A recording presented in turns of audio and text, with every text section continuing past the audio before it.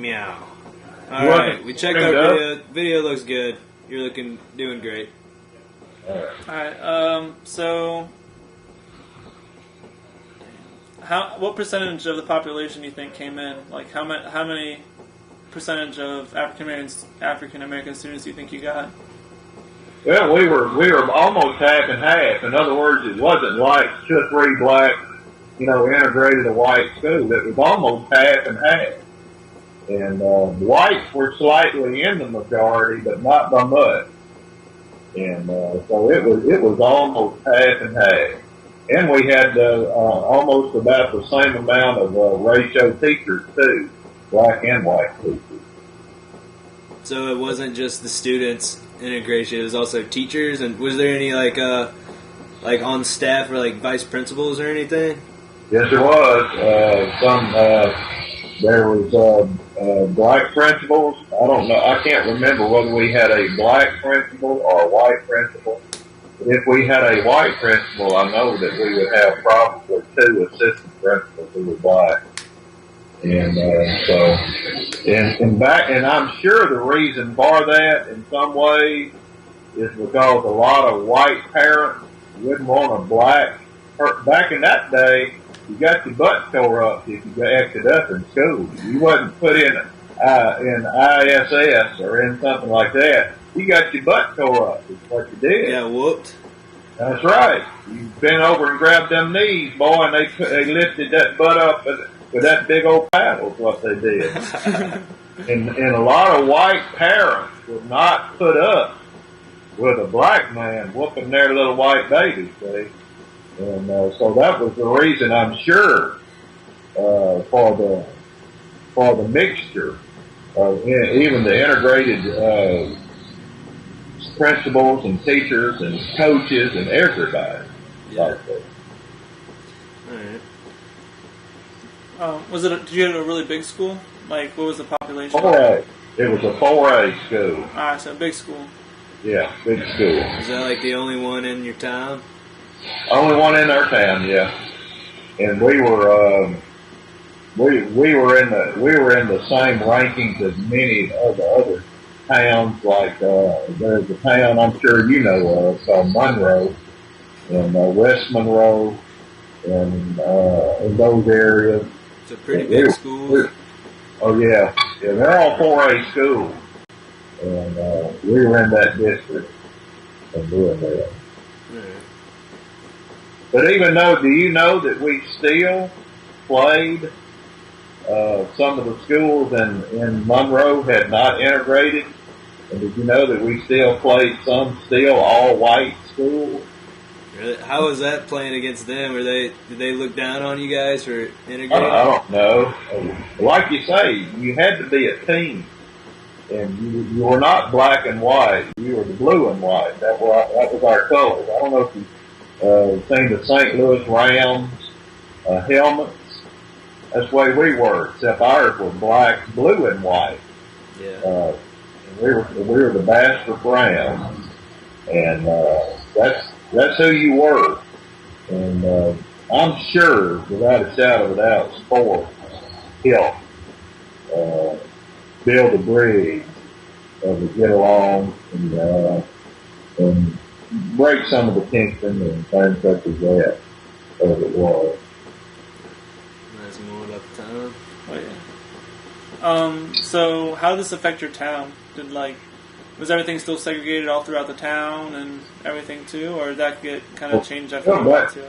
Well, even nowadays, because I went back and pastored in that town about 3 years, about 15 years ago. That's when Christopher started kindergarten. My wife was a kindergarten teacher, and his first day of kindergarten, he was probably one of 3 white students, and the rest of them were black. And because he was in public school, and in that town there is a private school called Prairie View Academy. And it's just for all whites. No black can go there to this day. It's all, yes, it is all. I didn't know that was legal. Yeah.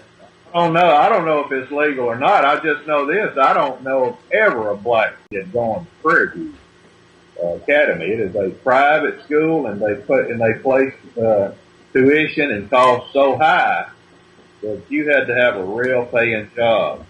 And even now, the town where everybody lives is integrated. Back when I was a kid, you didn't have a black person living in your community.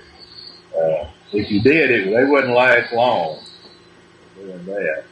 And of course, nowadays there's black and white people living everywhere. In other words, what I'm saying, there was a black section of town that they lived in, the black people lived in, and there was a white section of town that white people lived in. And that went on for years and years and years and years. And do you think that was a legal thing, or like just you just knew not to go there? It was a culture thing. Yeah. It was a culture thing, and to say it was just something, one of those things that was accepted. And I'm sure that after the integration of schools and seeing that each other wasn't some kind of bad person or the evil person that maybe the stereotypes that they had been taught with. See, like I said in the beginning, there was as many black kids that had baggage as white kids had baggage. The white people were looked upon by the black people as the privileged people. And the black people felt like that they had to dominate or take out their frustration a lot of times on the white kids. And so it was not so much just the white people thinking they were superior to the blacks. It was the blacks out to prove that they had just as much a grudge against white people as the white people had against the blacks. And unfortunately, that kind of thing has not died out. And there are integrated churches and things such as that in that area, but there's still most. I know for a fact, because I have a brother and a sister and a mother who live still in that town, but to this day, most black people prefer going to a black church, and most white people prefer going to a white church. And it's not so much as anything else. It's just a cultural taste of how each other worship. And such as that. What do you ever remember like any like public like violence towards one another, like big protests of like against integration of schools or anything before it happened, or was it one of those things that just kind of just happened and everybody dealt with it? Well, it was. See, back in those days before school integrated, the government, the U.S. government, gave schools the option of how they would integrate. And if they refused to integrate, then they told the schools how that they were going to integrate. And of course, that school held out until they were made to integrate. They didn't do it willingly. They did it because the federal government told them they had to. And so that's the old South right there. And so I can even remember in a lot of ways that even the workforce in many places were not even integrated. So it wasn't just like since the schools got integrated, everybody else just went ahead and did it?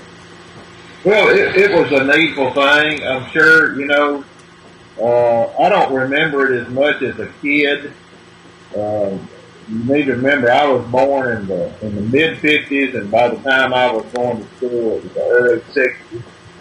And I don't remember all that. I don't remember anybody, me or anyone in my family, ever mistreating black people. I do remember looking back upon that era and feeling that is a crime, boy, the way that black people were made to behave like they couldn't go into a white restaurant.